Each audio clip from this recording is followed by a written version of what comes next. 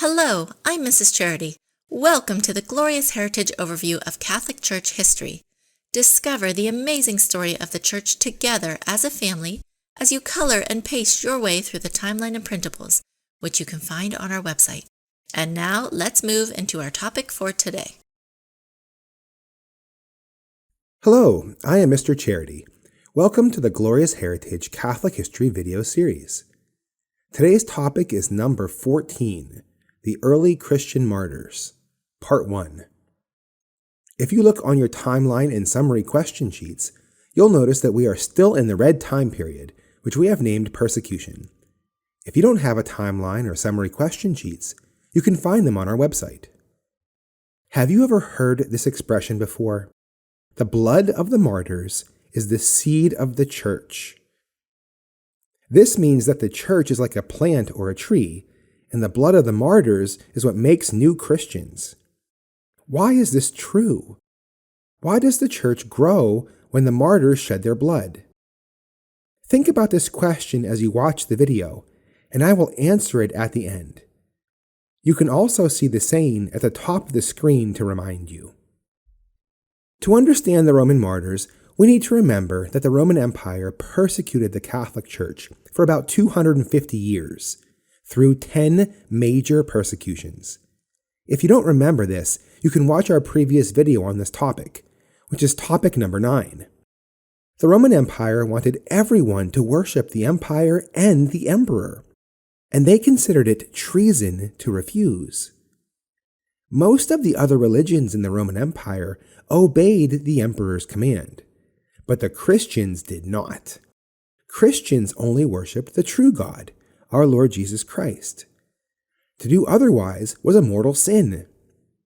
The Romans persecuted the Christians for many reasons.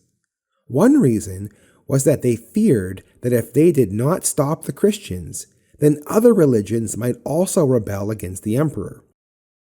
Another reason was that the Romans were spiteful and they wanted to punish the Christians out of revenge.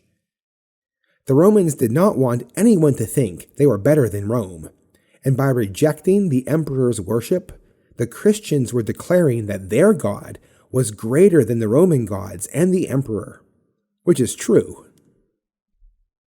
There are many famous Christian martyrs from the Roman era, and I will tell you about some of them in this video, and also in another video, topic number 17. St. Lawrence was martyred during the persecution of Emperor Valerian in 258 AD. He was a deacon in the early church, and he was in charge of the money and treasures of the church. The Roman emperor demanded that St. Lawrence give him all the money from the church's treasury.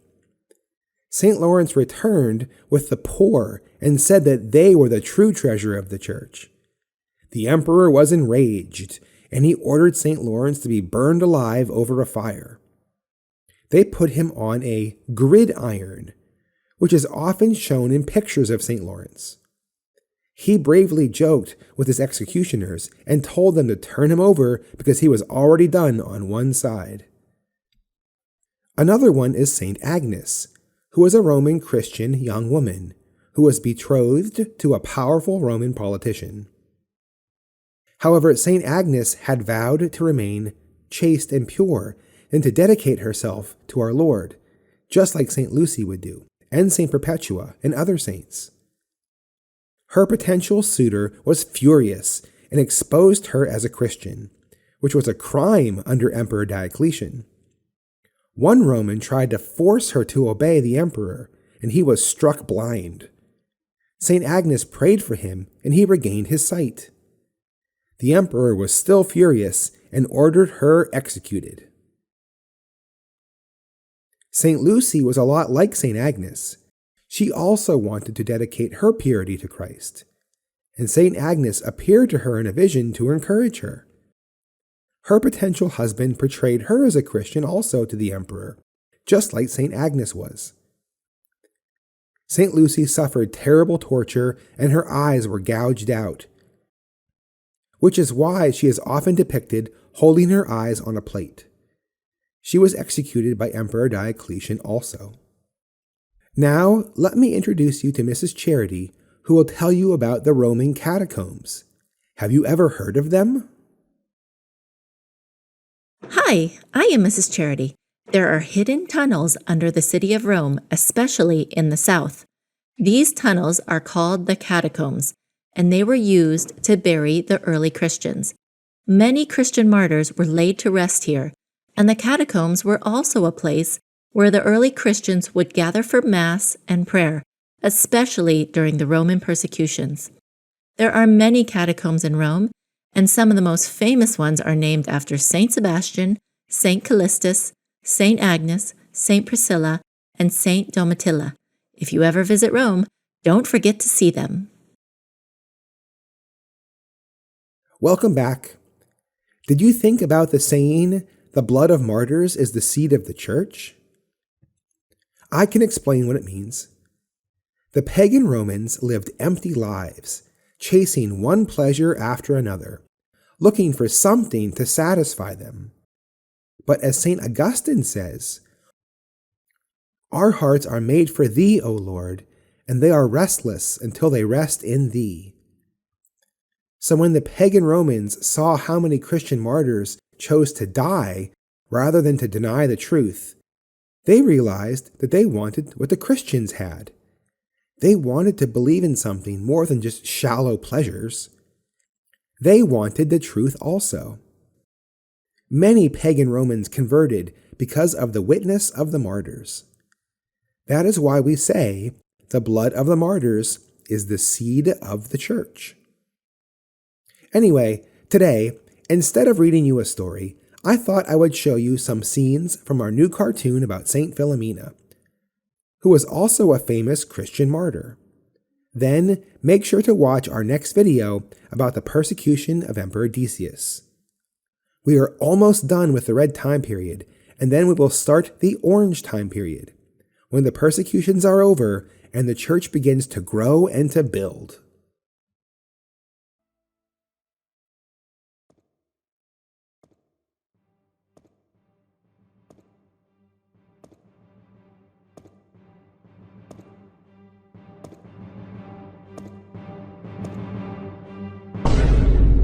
Enemy of Christ, your hatred for God is not strength, and your scorn for goodness is not inspiration.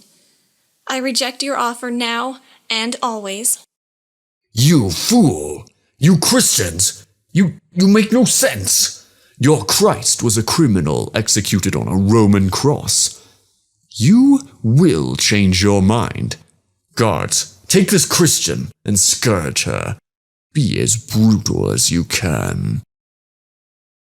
My dearest spouse, thank you for allowing me to suffer as you did.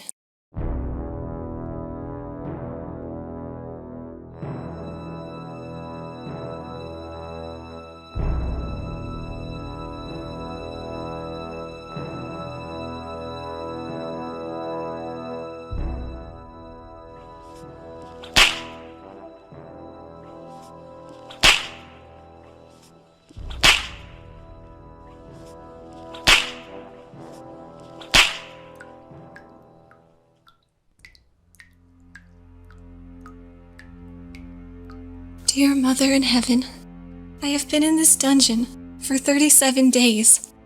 Please, Mother, keep me pure in mind, soul, and body. Give me the courage to not deny my faith, no matter what.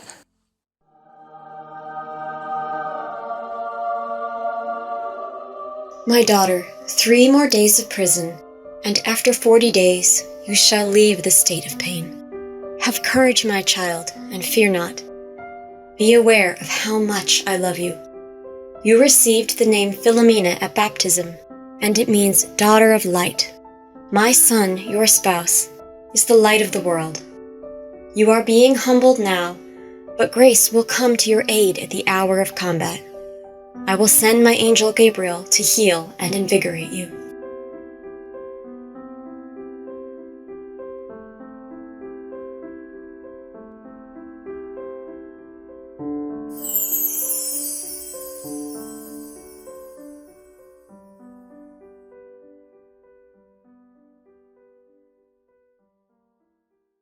I hope you enjoyed and learned something new today.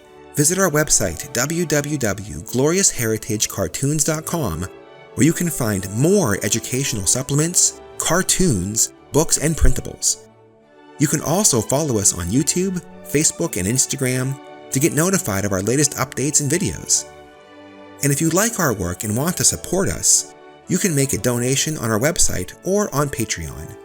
We really appreciate your generosity and kindness.